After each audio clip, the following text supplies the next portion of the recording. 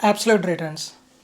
మీరు చేసిన ఇన్వెస్ట్మెంట్పై ఎంత ప్రాఫిట్ ఆర్ లాస్ వచ్చిందో తెలుసుకోవడానికి అబ్సల్యూట్ రిటర్న్స్ని యూజ్ చేస్తాం without considering the time frame. ఇది చాలా సింపుల్ అండ్ యూస్ఫుల్. మీరు కనుక షార్ట్ టర్మ్ ఇన్వెస్ట్మెంట్ని కంపేర్ చేస్తుంటే ఆర్ ఒక స్పెసిఫిక్ పీరియడ్లో ప్రాఫిట్ ఆర్ లాస్ని ఎవాల్యుయేట్ చేయాలనుకుంటే అబ్సల్యూట్ రిటర్న్స్ని యూజ్ చేయొచ్చు. అబ్సల్యూట్ రిటర్న్ క్యాల్కులేషన్ చాలా సింపుల్. ఇనీషియల్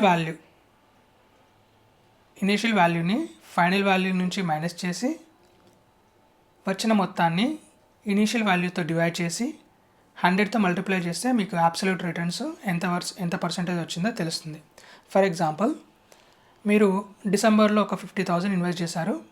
అది ఇప్పుడు కాస్త ఒక 58,000 వరకు గ్రో అయింది.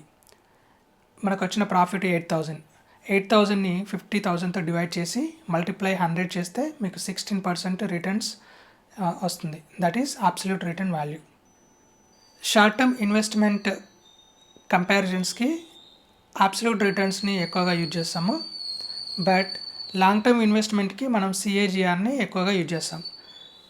మన నెక్స్ట్ వీడియోలో CAGR గురించి తెలుసుకుందాం.